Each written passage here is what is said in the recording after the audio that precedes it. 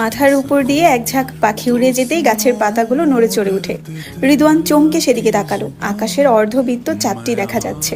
চাঁদের আলোতে রিদওয়ান আবিষ্কার করলো সে প্রচণ্ড শীতেও ঘামছে। তার পায়ের কাছে পড়ে আছে পূর্ণার লাশ। অন্ধকার ছমছমে পরিবেশ। শেয়ালের ডাক শোনা যাচ্ছে। রিদওয়ান প্যান্টের পকেটে খুঁজে বিড়ি আর দিশলাই বের করলো। পূর্ণাকে হত্যার পর যখন ভাবলো অন্য মেয়েগুলোর মতো চাপাতি দিয়ে কুপিয়ে পূর্ণার লাশ নদীতে ভাসিয়ে দিবে, তখন খলিল উপর থেকে দ্রুত সিঁড়ি ভেঙে নিচে নেমে এসে চাপা স্বরে বলল, কে জানি আইতাছে, মনে কয় আমির। হুন রিদু, এইবার আমির তোর উপরে চেতলে আমি কিছু করতে পারতাম না। ভাইজানেও করবো না, ভাইজানে আমারে আগেই কইছে। খলিল হাওলাদার অন্দরমহলে যাচ্ছিলেন। পাতাল ছেড়ে একটু সামনে এগোতেই চোখে পড়ে এই কে যেন টর্চ নিয়ে এদিকে আসছে। তিনি আন্দাজ করেছেন অজ্ঞাত লোকটি আমির। তারপরই দৌড়ে আসেন। খলিলের মুখে আমির নামটা শুনতেই রিদওয়ানের বুকের ভেতর জেকে বসে। রিদওয়ান আমিরকে ভয় পেতে চায় না, তবুও ভয় তাকে ছাড়ে না। ভয় পাওয়ার কিছু কারণও রয়েছে। প্রথমত, পারিজার হত্যার ব্যাপার আমির সব জানে। রিদওয়ান টের পায় আমিরের মনে এই হত্যা নিয়ে ক্ষোভ রয়েছে। দ্বিতীয়ত, এই পাপের জগতের জন্য পদ্মজার সাথে তার বিচ্ছেদ হয়েছে। সে এখন বিচ্ছেদের আগুনে পুড়ছে, জ্বলন্ত কয়লা হয়ে আছে। এখন যদি শুনে পূর্ণাকে এভাবে কষ্ট দিয়ে হত্যা করা হয়েছে, জ্বলন্ত কয়লা নিজ শক্তিতে আগুন তৈরি করে তার উপর ঝাঁপিয়ে পড়বে। রিদওয়ান পূর্ণাকে ধর্ষণের আগে যদিও বলেছিল আমির শালির জন্য কিছুই করবে না, কিন্তু রিদওয়ান এখন বুঝতে পারছে সে তখন উত্তেজিত হয়ে ভুল কথা বলেছে। শালির জন্য কিছু না করুক, শালির মৃত্যু আগুনে ঘি ঢালার মতো কাজ নিশ্চয়ই করবে। পূর্ণা পদ্মজার জীবন, আর পদ্মজা আমিরের প্রাণ ভ্রমরা, সংযোগ তো আছেই। কিছুতেই ঝুঁকি নেওয়া যাবে না। আবার খলিল হাওলাদার বলেছেন এবার আর ছেলের পক্ষ নেবেন না। রিদওয়ান এত চেষ্টা করেও খলিল মজিদকে নিজের বশে আনতে পারেনি। সব মিলিয়ে বিপদের আশঙ্কা শতভাগ। রিদওয়ান ভাবল আপাতত আমিরকে রাগানো ঠিক হবে না। আমিরকে হত্যা করার ব্যাপারে মজিদ খলিল দুজনে রিদওয়ানের পাগে আনতে হবে। একটা মৃত লাশের জন্য পরিকল্পনা নষ্ট করা উচিত হবে না। আর 2 দিন সহ্য করতেই হবে আমিরকে। রিদওয়ান খলিল ও আসমানিকে নিঃশ্বাসের গতিতে বলল, তোমরা এখানে থাকো, দড়িটা ওই চিপায় লুকিয়ে রাখো। আমি যে এখানে ছিলাম আমির যেন জানতে না পারে। রিদওয়ান পূর্ণার লাশ কাঁধে নিয়ে বেরিয়ে পড়ে। তারপর দ্রুত ঘন ঝোপঝাড়ের আড়ালে লুকিয়ে পড়ে। ঝোপঝাড়ে কেউ থাকলে সেটাও টের পেয়ে যায় আমির। এই ক্ষমতা সে কোথায় পেয়েছে রিদওয়ানের জানা নেই। তবে আমিরের কাছে শুনেছে আমির লুকিয়ে থাকা মানুষটির নিঃশ্বাসও তাকিয়ে থাকাটা অনুভব করতে পারে। তাই রিদওয়ান চোখ বুজে নিঃশ্বাস বন্ধ করে ঘাপটি মেরে বসে থাকে। আমির পাতাল ঘরে ঢুকলো। খলিল সিঁড়ির দিকে টর্চ ধরলেন। মুখে টর্চে তীব্র আলো পড়তে আমির কপাল কুঁচকে 2 হাত সামনে বাড়িয়ে আলোর গতিবেগ রোধ করে মুখে অস্পষ্ট বিরক্তিকর শব্দ করল। খলিল হেসে আমোদে কণ্ঠে বললেন, বাবু আইসুস নাকি?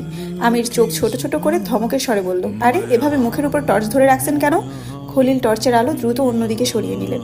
আমির তার হাতের চাবি খলিলের দিকে এগিয়ে দিয়ে বলল, এই যে চাবি। খলিল চাবি হাতে নিয়ে বললেন, কোন সময় থেকে খাড়ায় আসি, চাবি লইয়া আয়া ভালা করছো সাব্বা, আনতে গেলেন না কেন? আমি অন্দরমহলেই ছিলাম, এই তো অহন যাইতাছিলাম আনতে। আমির টর্চ আসমানির মুখের উপর ধরে বলল, তোর এই সময় এখানে কি? আসমানি তার বোরকা খুলতে খুলতে বলল, রিদওয়ানে ডাকছে। রিদওয়ান কোথায়? জানি না, আমারে আইতে কইয়া নিজের আওয়ার নাম নাই। না এলেও সমস্যা নেই, তুমি আইসো, চলবো। আসমানি লম্বা করে হাসলো। খলিল বা আসমানির কারো চোখে মুখে একটু আগের ঘটে যাওয়া ঘটনার বিন্দু মাত্র ছাপ নেই। আমির আসমানির নোংরা অঙ্গভঙ্গি দেখে হাসলো। আসমানির সামনে এসে যতবার আসে ততবার আসমানি বিভিন্নভাবে তাকে আকৃষ্ট করার চেষ্টা করে। গত 4 বছর ধরে চেষ্টা করেই যাচ্ছে, কিন্তু ফল এখনো পায়নি। আমির আসমানির খুব কাছে গিয়ে দাঁড়ালো। চাপা স্বরে বলল, খোদার কসম, তোর মতো পেশা দুটো দেখিনি। আমিরের অপমানজনক কথা আসমানির গায়ে লাগা তো দূরের কথা, খানেই ঢুকেনি। খলিল দরজা খুললেন। 3 জন একসাথে ভেতরে প্রবেশ করলো। দরজা লাগানোর সময় আমির তার টর্চের আলোতে মেঝেতে একটা নুপুর দেখতে পেল। সে ভুরকুটি করে এগিয়ে এসে হাতে নুপুরটি তুলে নেয়। আসমানি পিছন থেকে বলল, আমার নুপুর। এই মুহূর্তে রিদওয়ান ঝোপঝাড়ের পাশে দাঁড়িয়ে আছে, ভাবছে লাশটার কি করা যায়। পাতালে তো এখন ঢোকা যাবে না, সেখানে আমির আছে। অন্দরমহল থেকে রামদা আর বস্তা নিয়ে আসতে অন্দরমহলে যাওয়া যায়। তারপর জঙ্গলের পেছনের ভাঙা দেওয়াল টপকে ঘাটে চলে গেলেই নিশ্চিন্ত। ঘাটে তাদের ট্রলার আছে, একবার ট্রলারে উঠতে পারলে পূর্ণার লাশ আর কেউ পাবে না। রিদওয়ান হাতের বিড়ি ফেলে পূর্ণার লাশ রেখে দ্রুত অন্দরমহলে যায়। পূর্ণার ফ্যাকাশে মুখের উপর একটা জোনাকির পোকা বসে। জোনাকির পোকা জ্বলে জ্বলে আবার নিভে যাওয়া আলোয় পূর্ণার মুখটা আরো ভীষণ অসহায় দেখাচ্ছে, বুক মোচড় দিয়ে ওঠার মতো। পূর্ণার 2 হাত নিস্তেজ হয়ে ঘাসের উপর পড়ে আছে। সারা জনমের জন্য সে ঘুমিয়ে পড়েছে। এই পৃথিবীর বুকে তার 21 বছরেরই জীবন ছিল। কি হতো যদি আরো কয়েকটা দিন সে বাঁচতে পারত? রিদওয়ান ভীষণ উত্তেজিত। শত শত খুন করার পর এই প্রথম কোনো মৃতদেহ নিয়ে সে বিপাকে পড়েছে। অন্দরমহলের সামনে এসে দেখে পদ্মজা দাঁড়িয়ে আছে। পদ্মজার সাথে কথা বলছে প্রান্ত। প্রান্ত কি পূর্ণার খোঁজে এসেছে? রিদওয়ান এক হাতে নিজের ঘাড় ম্যাসাজ করলো। অন্দরমহল থেকে বস্তা বা রামদা আনা এখন বিপজ্জনক। পদ্মজা বুদ্ধিমতী, তার রিদওয়ানকে সন্দেহ করার সম্ভাবনা শতভাগ। সন্দেহ না, এই মেয়ে নিশ্চিত হয়ে যাবে। লতিফাকে দেখা যাচ্ছে না, তাহলে ওকে দিয়ে সাহায্য নেওয়া যেত। এখন কি করবে সে? রিদওয়ানের মাথা ফাঁকা হয়ে যাচ্ছে। পরক্ষণই মনে উঠলো, সামান্য নারীকে সে কেন ভয় পাবে? তারপর আবার ভাবলো, না, এখন আমির বা পদ্মজার মুখোমুখি হওয়া যাবে না। এতে বহু কাঙ্ক্ষিত সাজানো পরিকল্পনা ভেঙে যেতে পারে। রিদওয়ান উল্টো ঘোরে জঙ্গলে ঢুকে আসে। পূর্ণার লাশের পাশে এসে দাঁড়ায়। আরেকটা বিড়ির জন্য পকেটে হাত দেয়, বিড়ি নেই। সে পাইচারি করতে করতে ভাবতে থাকলো কি করা যায়। হুট করে তার মাথায় কাজ করে, ট্রলারে করে পূর্ণার লাশ নিয়ে দূরে কোথাও চলে যাবে। পথে কোনো না কোনো ব্যবস্থা হবে। ভাবতে দেরি হলেও কাজে দেরি করলো না সে। পূর্ণার লাশ কাঁধে তুলে নিল। জঙ্গল পেরিয়ে ভাঙা ফটকের সামনে এসে দাঁড়ালো। ভাঙা অংশ কম। পূর্ণার লাশ নিয়ে একসাথে বের হওয়া সম্ভব নয়। আগে রিদওয়ানকে বের হতে হবে, তারপর পূর্ণার লাশ টেনে বের করতে হবে। রিদওয়ান পূর্ণার লাশ রেখে নিজে আগে বের হওয়ার জন্য উদ্যত হলো। বাইরের দৃশ্য দেখে সঙ্গে সঙ্গে সে চমকে গেল। বাইরে 4 জন লোক দাঁড়িয়ে আছে। তারা নিজেদের মধ্যে আলোচনা করছে। একজন ইয়াকুব আলী, যিনি গত 4 বছর ধরে মজিদ হাওলাদারের মাতব্বর পদের প্রতিদ্বন্দ্বী। সাথে ওনার বিএ পাস ছেলে ইউসুফ, আর রয়েছে চামচা 2 জন। তারা এই রাতের বেলা গাঢ় অন্ধকারে এখানে কি করছে? এই একই দিনে এত বিপদ। রিদওয়ান তার ঠোঁট ভেজালো। নিজেদের গোলকধাঁধার আটকে রাখা এলাকা যেন এখন নিজেদের জন্যই গোলকধাঁধা হয়ে দাঁড়িয়ে আছে। কদিন আগে ইয়াকুব আলী এক লোক এখানে এসেছিল, তারপর আমিরের হাতে খুন হলো, আর এখন ইয়াকুব আলী নিজে তার ছেলেকে নিয়ে এসেছেন। কি চাচ্ছে এরা? কিছু কি সন্দেহ করেছে? যদি নারী পাচার সম্পর্কিত কিছু জেনে থাকে, ভাবতেই রিদওয়ানের হৃৎপিণ্ড ছ্যাদ করে উঠল। কেউ যেন তার হৃৎপিণ্ড গরম খুন্তি ছুঁয়ে দিয়েছে। রিদওয়ান নিজেকে আড়াল করে নেয়। ইয়াকুব আলী চলে যান। রয়ে যায় বাকি 3 জন। চারপাশ তীক্ষ্ণ দৃষ্টি মেলে দেখেছে। এই খবর দ্রুত মজিদ এবং খলিলকে দিতে হবে। রিদওয়ান দ্রুত সরে আসে। পূর্ণার লাশ দেখে সে থমকে দাঁড়ায়। এক মুহূর্তের জন্য সে পূর্ণার কথা ভুলে গিয়েছিল। আগে এই লাশের ব্যবস্থা করতে হবে। এই মুহূর্তে সে একা হয়ে পড়েছে। মজিদ হাওলাদার বাড়িতে নেই। খলিল হাওলাদার আমিরের সাথে পাতালে রয়েছেন। দলের কেউ আপাতত কাছে নেই। সব মিলিয়ে জগা খিচুড়ি অবস্থা। রিদওয়ানের পূর্ণার লাশ আবার কাঁধে তুলে নিল। একটা মৃত নিস্তেজ দেহ নিয়ে টানা হেঁচড়া করে দম বেরিয়ে যাচ্ছে। মাথার রক দপদপ করছে। এতদিনের অভিজ্ঞতা আজ রিদওয়ানের কোনো কাজেই লাগছে না। কোনো পথ খুঁজে পাচ্ছে না। আমির তার জায়গায় থাকলে কি করতো? কিছু তো করতোই। রিদওয়ান নিজের উপর বিতৃষ্ণা নিয়ে বলল, আব্বা কাকা ঠিকই বলে, আমিরের মাথার এক ফোঁটা বুদ্ধিও আমার মাথায় নেই। অনেক ভাবাভাবির পর রিদওয়ানের পূর্ণার লাশ একটি গাছের পাশে রাখলো। তার শির দ্বারা সোজা করে দাঁড়ালো। বার কয়েক নিঃশ্বাস নিল এবং ছাড়লো। এলোমেলো চুলগুলো ঠিক করে অন্দরমহলে গেল। সদর ঘরে পদ্মজা বসে আছে। পদ্মজার চোখে মুখে দুশ্চিন্তার ছাপ স্পষ্ট। রিদওয়ান অবাক হওয়ার ভান ধরে প্রশ্ন করলো, এই রাতের বেলা এমন স্তব্ধা লেগে বসে আছো কেন? পদ্মজা রিদওয়ানের দিকে ঘুরেও তাকালো না। প্রান্ত বলল, মেঝো আপাকে খুঁজে পাচ্ছি না। রিদওয়ান এক গ্লাস পানি খেয়ে হেসে বলল, এই মেয়ে বাদরের মতো, দেখো কার বাড়িতে আছে। আপার আজ কোথাও যাওয়ার কথা না, যেতেও পারে। কথা শেষ করে রিদওয়ান নিজ ঘরে চলে গেল। ঘরে এসে এসে অস্থির হয়ে ওঠে। দ্রুত তোষকের নিচ থেকে বড় একটা বস্তা নিয়ে ছোট করে ভাঁজ করে, তারপর ভাঁজ করা বস্তা শার্টের ভেতরে বগলে নিয়ে বেরিয়ে পড়লো। রামদা নিতে চেয়েছিল, কিন্তু রামদা লুকানোর মতো জায়গা তার শরীরে নেই। সে চারপাশ চোখ বুলিয়ে সাবধানে আবার জঙ্গলে আসে। পূর্ণার লাশ বস্তার ভেতরে ভরে কাঁধে তুলে নেয়। অন্দরমহলের চারপাশ সুপারি গাছে আচ্ছাদিত। সুপারি গাছ আর রাতের অন্ধকারে কাজে লাগিয়ে রিদওয়ান গেটের কাছে খুব সহজেই চলে আসে। গেটের দারোয়ান মুতালিব ঝিমুচ্ছেন। মুতালিব মজিদের বিশ্বস্ত দারোয়ান। সে এই বাড়ির সম্পর্কিত সবকিছু জানে, কিন্তু কখনো খুন হতে দেখেনি বা খুন হওয়ার লাশও দেখেনি। এমন দায়িত্ব সে কখনো পায়নি। এই বাড়ির গোপনীয়তা গোপন রাখাই তার কাজ। রিদওয়ান বাধ্য হয়ে মুতালিবের নতুন দায়িত্ব দেওয়ার জন্য ডাকলো, মুতালিব কাকা। মুতালিব পিটপিট করে তাকালেন। রিদওয়ানের মুখটা স্পষ্ট চোখের সামনে ভাসতেই তিনি চট করে উঠে দাঁড়ালেন। রিদওয়ান ইশারায় শান্ত হতে বলল। মুতালিব উৎসুক হয়ে তাকালেন। রিদওয়ান তার কাঁধের বস্তা মুতালিবের পায়ের কাছে রাখে। মুতালিব প্রশ্ন করলেন, বস্তার ভিতরে কি তা? রিদওয়ান শান্ত স্বরে জানালো, লাশ। রিদওয়ান শান্ত স্বরে বললেও মুতালিবের জন্য এই শব্দটি ভয়ানক ছিল। তিনি চমকে উঠলেন। রিদওয়ান চারপাশ দেখে বলল, আপনাকে একটা কাজ করতে হবে। বিনিময় বেতনের চেয়ে 3 গুণ পাবেন। মুতালিবের বেতন সাধারণ বেতনের চেয়ে এমনিতেই 3 গুণ। তার উপর আরো 3 গুণ মানে রাজপ্রাসাদ জেতার মতো। লোভনীয় প্রস্তাব। মুতালিবের চোখ দুটি চকচক করে ওঠে। অর্থের লোভে মনে ভয় চাপা পড়ে। তিনি অভিজ্ঞ স্বরে সাহস নিয়ে বললেন, তুমি খালি কও, বাকি কাম আমার। রিদওয়ান আরেকটু এগিয়ে এসে ফিসফিসিয়ে বলল, ভ্যান গাড়িটা নিয়ে আসেন। ছন নিবেন বেশি, তারপর এই বস্তাটা আজমপুরে হাওড়ে ফেলে আসবেন। মুতালিব মনে মনে অপ্রস্তুত হয়ে পড়েন। ভয়টা আবার জেগে উঠে, কিন্তু অর্থের জন্য তিনি জোর করে ভয়কে চাপা দেওয়ার চেষ্টা করলেন। এতগুলো টাকা জলে ভাসিয়ে দেওয়া যায় না, তার চেয়ে একটা দেহ জলে ভাসিয়ে দেওয়াই উত্তম। তিনি ভ্যান গাড়ি নিয়ে আসেন। ভ্যান গাড়িটি হাওলাদার বাড়ির, সাথে অনেক ছনও নিলেন। দুজনের তাড়াহুড়ো করে ছনের ভেতর বস্তা রাখলো। রিদওয়ান বলল, সাবধানে কাজ করবেন, এমন জায়গায় ফেলবেন যাতে কেউ লাশ খুঁজে না পায়। মুতালিব চারপাশ দেখে ঢোক গিললেন। তার চোরা চাহনি, তিনি আতঙ্কিত। মুতালিবের পা বারবার ফসকে যাচ্ছে, তিনি ভয় পাচ্ছেন। যদি কেউ টের পেয়ে যায় তখন কি হবে? তিনি ঘামাচ্ছেন, হাতও কাঁপছে। পথে এক দুজন লোকের সাক্ষাৎ পেয়ে তিনি নিঃশ্বাস নিতেও ভুলে গিয়েছিলেন। তিনি জানেন না কার লাশ নিয়ে তিনি পথ পাড়ি দিচ্ছেন। বারবার মনে হচ্ছে বস্তার ভেতর থেকে লাশটি বেরিয়ে এসে তার গলা চেপে ধরবে, রক্ত চুষে খাবে। চিরচেনা পথঘাটকেও তার পরিত্যক্ত মনে হচ্ছে। নিজের নিঃশ্বাসের শব্দ নিজেই উৎকর্ণ হয়ে উঠছেন বারবার। আটপাড়া ছেড়ে নোয়াপাড়ায় আসেন। রাস্তার দুই ধারে গাছগাছালি, তারপর যতদূর চোখ যায় বিস্তীর্ণ ক্ষেত। তিনি হাঁপিয়ে উঠেছেন, ভয়ে বুক চাপ অনুভব করছেন। আজমপুর যেতে পথে থানা পড়ে। থানার সামনে দিয়ে তিনি কি করে যাবেন? কেউ যদি বুঝে যায়? এই চিন্তায় রক্ত চলাচল বন্ধ হওয়ার উপক্রম। ভয়ে রক্ত হিম হয়ে গেছে। তিনি ক্লান্ত হয়ে গাড়ি থামালেন। মিনিট ছয়েক পথের ধারে বসে বিড়ি ফুঁকলেন। ভয় কিছুতেই কাটছে না। বুকের ভেতর একটা যন্ত্রণা শুরু হয়েছে। টাকার লোভে এত বড় ঝুঁকি নেওয়া ঠিক হয়নি। তিনি ভাবলেন, ও বাড়িতে তো এই কাজ করার অনেক মানুষ আছে, তাকেই কেন এই কাজ দেয়া হলো? এই লাশের সাথে কি কোনো বড় বিপদ জড়িত? মুতালিবের লাশের মুখ দেখার কৌতূহল জাগলো। তিনি চারদিক দেখে বস্তার মুখ খুললেন। বেরিয়ে আসে চেনা শ্যামবর্ণের মুখখানা, গলায় গাঢ় দাগ, চোখে মুখে আঁচড়। মুতালিব ভয়ে কান্না করে দিলেন। এই মেয়েটাকে তিনি সন্ধ্যাবেলায় দেখেছেন জলজন্ত, এখন মৃত। তিনি বুকে হাত দিয়ে বসে পড়েন। বাতাস ও পাতার ঘর্ষণের সৃষ্ট শব্দে তিনি চমকে উঠেন। প্রস্রাবের বেগ বেড়ে যায়, চোখের পলকে লুঙ্গি ভিজে যায়। তিনি নিজের কাজে নিজেই লজ্জিত হন। লজ্জা, ভয় সব মিলিয়ে মস্তিষ্ক ফাঁকা হয়ে গেছে। আজমপুর যেতে আরো 2 ঘন্টা লাগবে। এতক্ষণ তিনি এই লাশ নিয়ে কিছুতেই বেঁচে থাকতে পারবেন না। মুতালিব দ্রুত বস্তার মুখ বেঁধে ফেললেন। আর একটু এগিয়ে নোয়াপাড়ার শেষ মাথায় পৌঁছালেন। সেখানে ক্ষেতের পাশে ঘন ঝোপঝাড় রয়েছে। এখানে সহজে কারোর আসার কথা নয়। ঝোপঝাড়ের ভেতর ছন বিছিয়ে তিনি সেখানে বস্তাটি রাখলেন। তারপর বস্তার উপর আরো ছন দিয়ে দ্রুত জায়গা ছাড়লেন।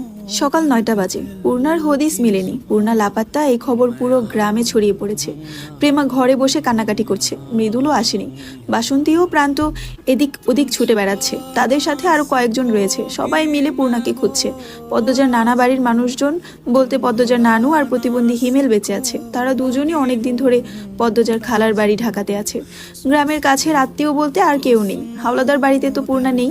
পদ্মজা মগার কাছে যখন শুনলো পূর্ণা আমিরের সাথে দেখা করতে গিয়েছিল, তাৎক্ষণিক পদ্মজা আমিরকে খুঁজে সে পাতাল ঘরে যাওয়ার চেষ্টা করেছে, কিন্তু চাবি না থাকার কারণে যেতে পারেনি। চিন্তায় তার মাথা ব্যথা উঠে গেছে। মজিদ গ্রামের বাইরে ছিলেন। তিনি ভোর রাতে ফিরেন। রিদওয়ান ঘরে বেঘোর ঘুমাচ্ছে। দুজনের মধ্যে কারো বিরুদ্ধে শক্ত প্রমাণ নেই, তবে পদ্মজার সন্দেহের তালিকায় দুজনকেই রেখেছে। বাকি রইল খলিল আর আমির হাওলাদার। তারা দুজন রাত থেকে চোখের বাইরে আছে। দুজনের সাথে মুখোমুখি হতে হবে। পদ্মজার ধারণা পূর্ণা বন্দী হয়েছে। তাকে ভয় দেখানোর জন্য এরা পূর্ণাকে বন্দী করেছে। পদ্মজা সরাসরি মজিদ এবং রিদওয়ানকে সকালে প্রশ্ন করেছে। দুজনই উত্তর দিয়েছে তারা জানে না। আমিরের সাক্ষাৎ হলেই নিশ্চিত হওয়া যাবে। বেলা 9:30টায় আমির দেখা দিল। তার পরনে ঢিলা সাদা রঙের পায়জামা আর ফতুয়া। অনেক পুরনো কাপড় হাঁটার তালে ফতুয়া দুলছে। সে সোজা আলোক ঘরে আসে। মগার হাতে একটা নীল খাম আর একটা ছোট কাগজ ধরিয়ে দিয়ে বলল, এই কাগজে আলমগীর ভাইয়ার ঠিকানা আছে, ঠিকানায় এই খাম পৌঁছে দিবি। মগা বাধ্যের মতো মাথা নাড়ালো। যে ঠিকানা লেখা আছে সেই ঠিকানায় পৌঁছাতে মগার 16 ঘন্টা লাগবে। আমির চারপাশ দেখে বলল, মরে গেলেও এই খাম অন্য কারো হাতে দিবি না। দুপুরের খাওয়া দাওয়া শেষ করে রওনা দিবি। আচ্ছা। আমির ঘুরে দাঁড়ায় চলে যেতে। মগা ডাকলো, ভাই। আমির তাকালো। মগা বলল, পূর্ণারে রাইতে তোমার লগে দেখা করতে আইছিল না? আমির চোখ ছোট ছোট করে ফেললো। বলল, না তো, কেন? মগা উকসুক করে বলল, পূর্ণারে খুঁজা পাওয়া যাইতেছে না। কাইল থেক্কা। আমির সোজা হয়ে দাঁড়ায়। সে মগাকে কিছু একটা বলতে যাচ্ছিল। তখন সেখানে উপস্থিত হয় পদ্মজা। পদ্মজা আমিরের উদ্দেশ্যে বলল, আমাকে নিজের দাসী বানাতে আমার বোনকে পথ করেছেন আপনি? পূর্ণা কোথায়? পদ্মজার কণ্ঠে তেজের আঁচ পাওয়া যায়। সে রাগান্বিত। আমির আশ্চর্য হয়ে গেল। সে পাল্টা প্রশ্ন করলো, আমি কি করে জানবো? পূর্ণা তোমার কাছে গিয়েছিল না? মগা বলল, ভাই, পূর্ণারে নিয়ে বাড়ির যাইতাছিলাম। তখন পূর্ণা পথে থাইমা কইল তোমার লগে দেখা করব, পরে নাকি তুমি হেরে বাড়ির দিয়ে আইবা। আমির একবার পদ্মজাকে দেখলো, তারপর মগার দিকে তাকিয়ে প্রশ্ন করলো, তারপর এই বাড়িতে আসছিল? আইছিল মনে কয়। তুই কোথায় ছিলি? মগা মাথা নত করে বলল, বাজারে। আমির চিন্তায় পড়ে যায়। সে পদ্মজার দিকে তাকিয়ে বলল, আমার সাথে তো পূর্ণার দেখা হয়নি। মগা, তুই পূর্ণাকে নিজ চোখে দেখেছিস এই বাড়িতে ঢুকতে? মগা না সূচক মাথা নাড়ালো। আমির দ্রুত গেটের দারোয়ান মুতালিবের কাছে যায়।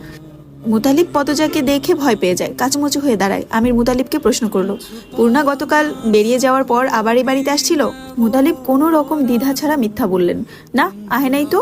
পদ্মজা থমকায়। এতক্ষণ ভেবেছিল পূর্ণা বোধহয় আমিরের হাতে বন্দি আছে, কিন্তু পূর্ণা নাকি আসেইনি।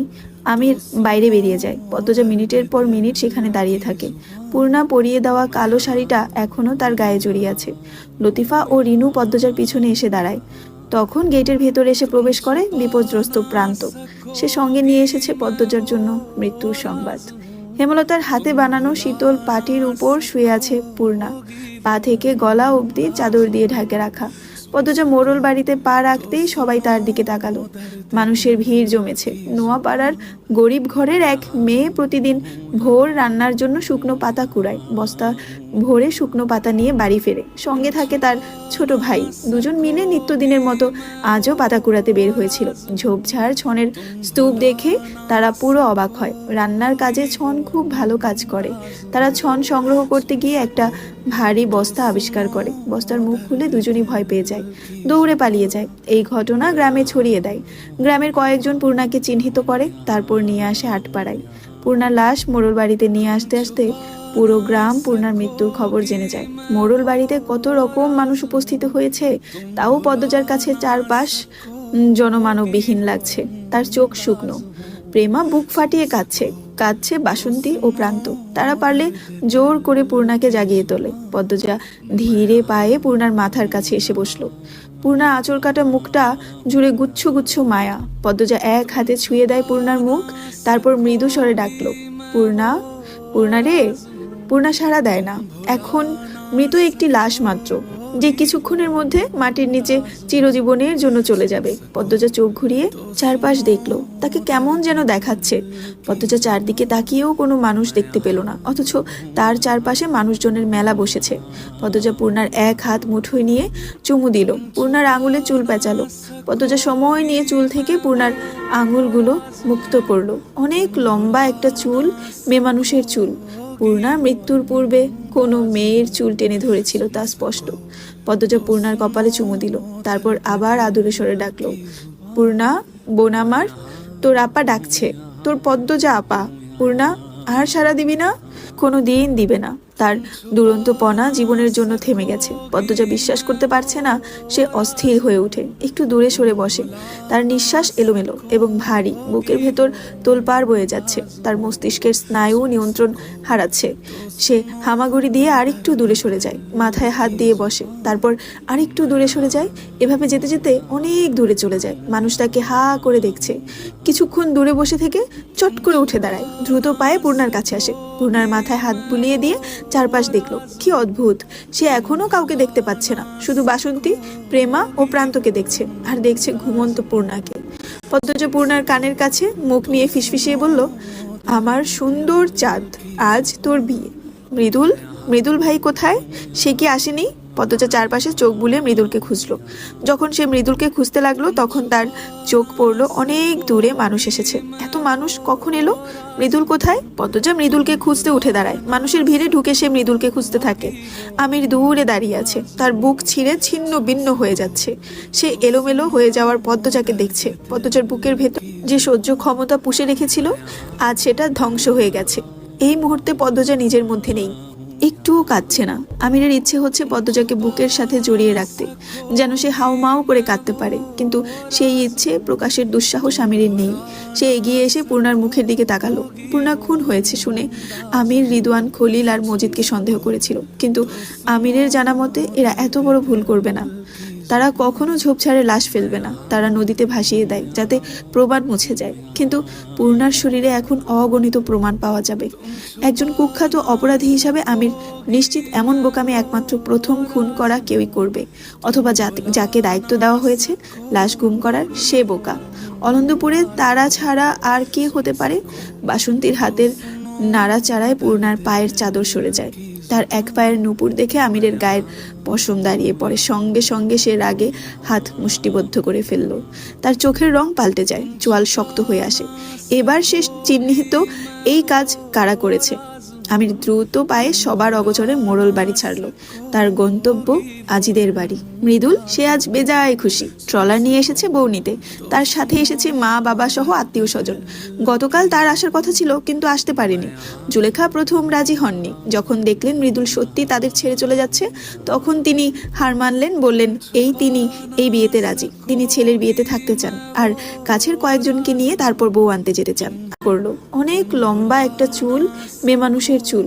পূর্ণার মৃত্যুর পূর্বে কোনো মেয়ের চুল টেনে ধরেছিল তা স্পষ্ট।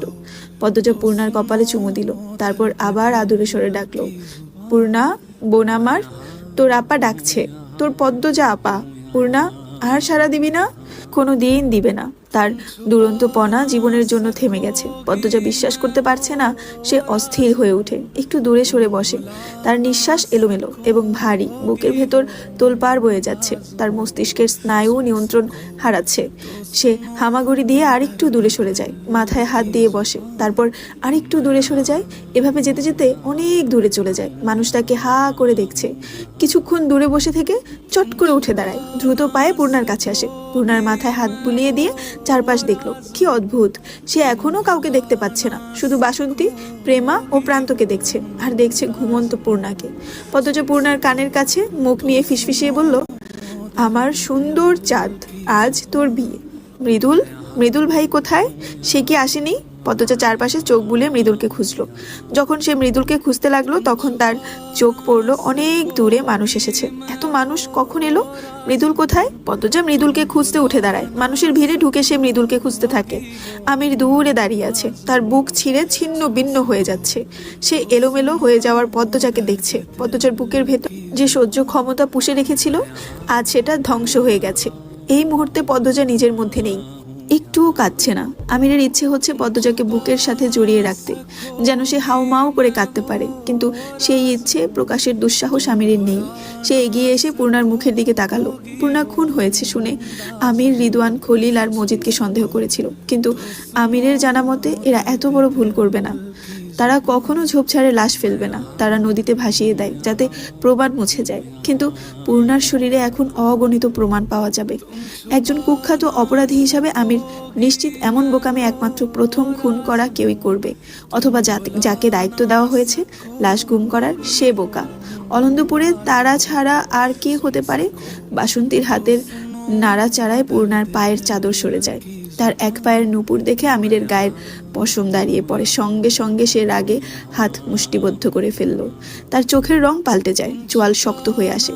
এবার সে চিহ্নিত এই কাজ কারা করেছে।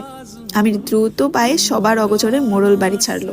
তার গন্তব্য আজিদের বাড়ি। মৃদুল সে আজ বেজায় খুশি। ট্রলার নিয়ে এসেছে বউ নিতে, তার সাথে এসেছে মা বাবা সহ আত্মীয় স্বজন।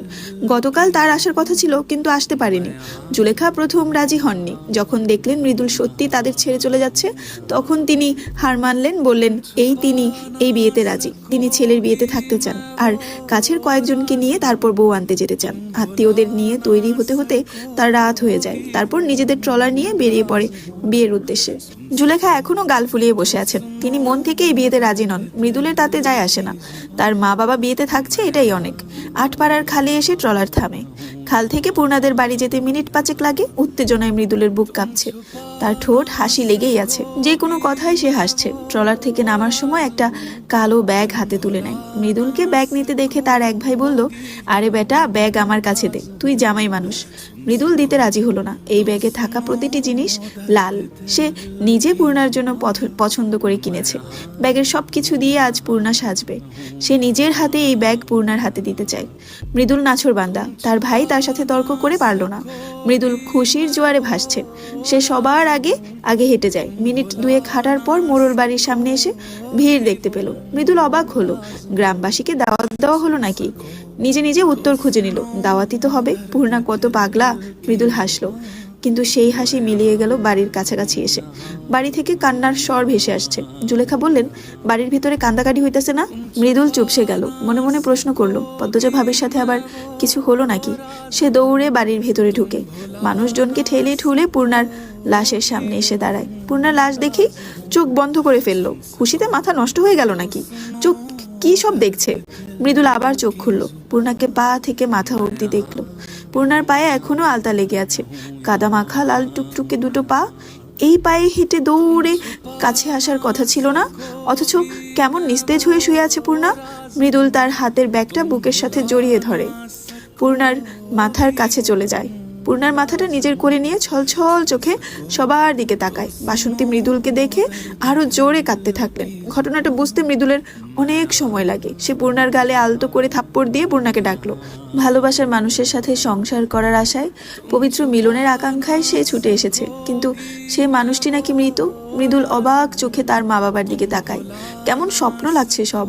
পুলিশ এসে ভিড় কমিয়ে দেয়, লাশের আশপাশ থেকে সবাইকে সরে যেতে বলে।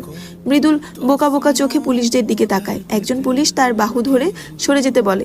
মৃদুল পূর্ণাকে অনুরোধ করে বলল, পূর্ণা, এই পূর্ণা, ওঠো, আমারে শেষের কথাটা রাখো, উঠো পূর্ণা, উঠো তুমি, আমি তোমারে নিয়ে যাইতে আইছি। মৃদুল দ্রুত ব্যাগের চেন খুলল, হাত কাঁপছে। এসব কি হলো? কেন হলো? পৃথিবীটা এরকম করে ভেঙে যাচ্ছে কেন? বুকের ভেতর কিসের এত শব্দ? সে ব্যাগ থেকে লাল টুকটুকে বেনারসি বের করলো। তারপর সেই বেনারসি পূর্ণার গায়ে জড়িয়ে দিয়ে পূর্ণাকে বলল, আমরা যে ঘরে সংসার পাতাম সেই ঘর আমি সাজাই আইছি পূর্ণা, সুন্দর করে সাজাই আইছি। পুলিশ তাড়া দিচ্ছে, কেউ ছোঁয়ার আগে লাশ তারা নিয়ে যাবে পরীক্ষার জন্য। খুন হওয়ার লাশ ছোঁয়ার অনুমতি নেই। কিন্তু মৃদুল ঝাপটে ধরে রেখেছে পূর্ণাকে। পদ্মজা দূরে বসে আছে, হাঁটুতে থুতনি ঠেকিয়ে মৃদুলকে দেখছে। তার ঠোঁটে হাসি লেগে আছে, যেন সত্যি মৃদুল বিয়ে করতে এসেছে, আর বিয়ে হচ্ছে। মানুষগুলো একবার পদ্মজাকে দেখছে, আরেকবার মৃদুলকে দেখছে। মৃদুলের বাবা মৃদুলকে বলে পূর্ণাকে ছেড়ে দিতে। মৃদুল আরো শক্ত করে ধরে। সে বিড়বিড় করছে, পূর্ণার কানে কানে কিছু বলছে। যখন দুজন লোক মৃদুলকে টেনে তুলতে নিল, মৃদুল চিৎকার করে কেঁদে উঠল, পূর্ণা, আমার পূর্ণা, তুমি উঠো না কেন? আম্মা, ও আম্মা, তুমি কই? আম্মা, চুড়ি বাইর করো, আলতা বাইর করো, আর কি কি আছে না সব বাইর করো আম্মা। পূর্ণারে সাজাইবা সবাই, আমি বিয়া করব আম্মা। আম্মা, আম্মা, পূর্ণারে উঠতে কও। আম্মা, ওরে কারা মারছে? আম্মা।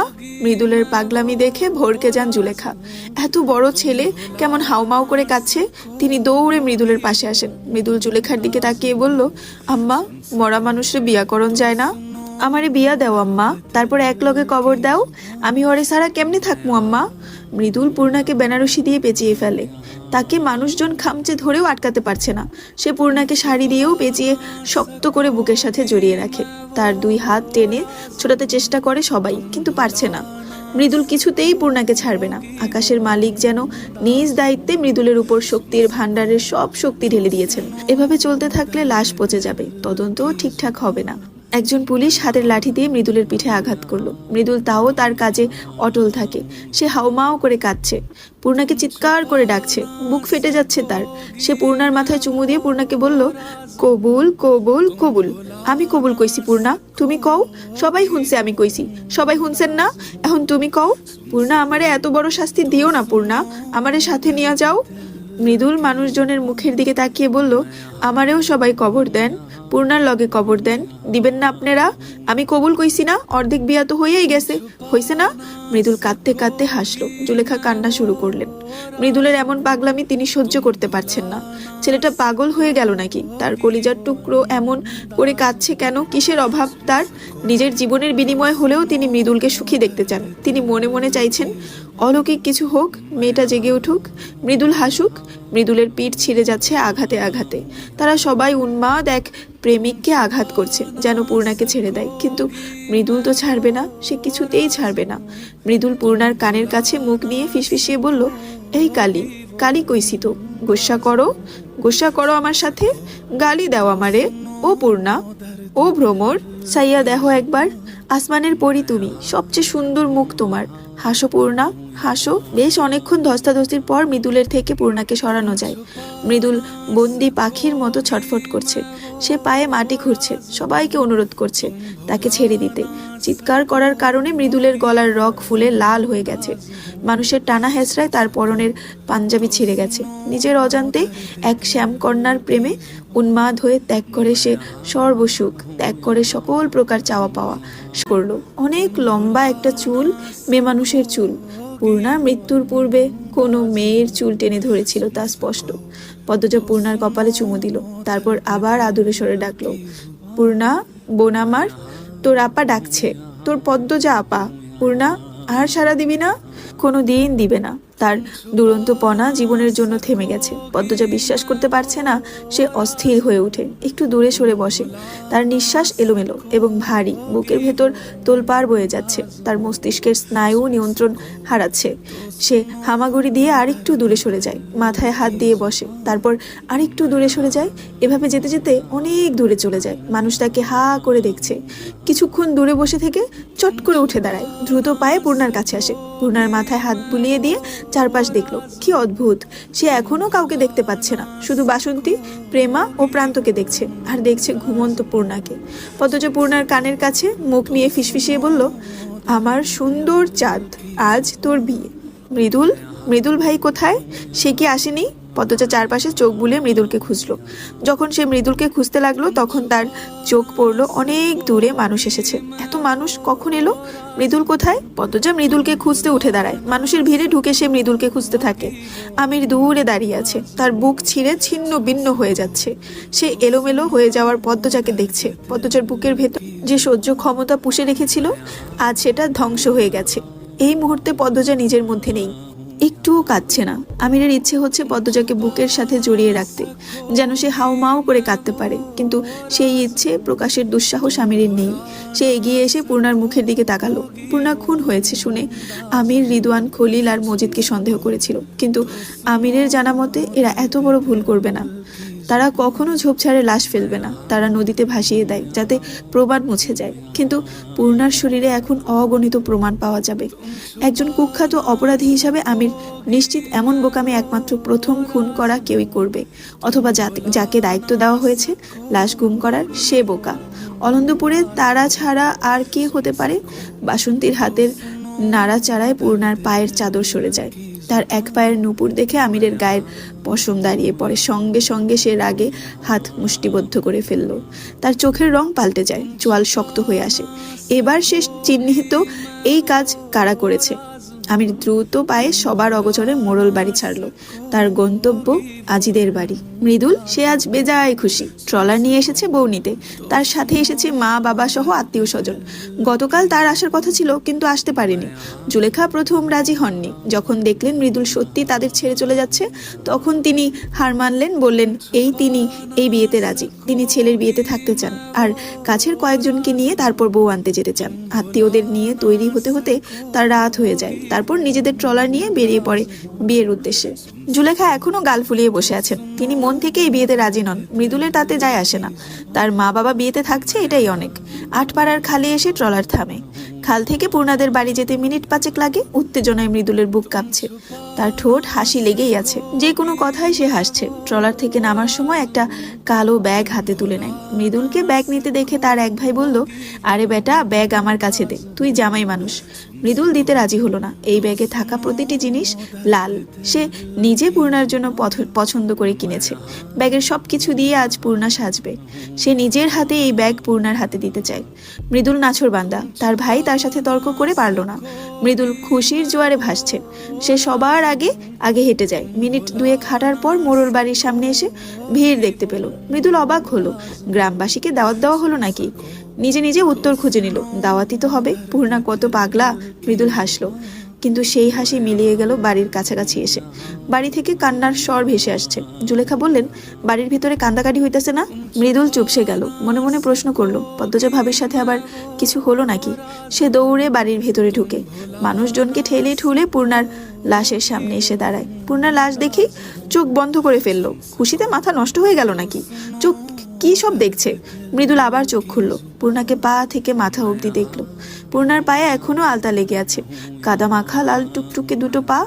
এই পায়ে হেঁটে দৌড়ে কাছে আসার কথা ছিল না, অথচ কেমন নিস্তেজ হয়ে শুয়ে আছে পূর্ণা। মৃদুল তার হাতের ব্যাগটা বুকের সাথে জড়িয়ে ধরে।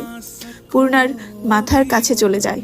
পূর্ণার মাথাটা নিজের কোলে নিয়ে ছলছল চোখে সবার দিকে তাকায়। বাসন্তী মৃদুলকে দেখে আরো জোরে কাঁদতে থাকলেন। ঘটনাটা বুঝতে মৃদুলের অনেক সময় লাগে। সে পূর্ণার গালে আলতো করে থাপ্পড় দিয়ে পূর্ণাকে ডাকলো।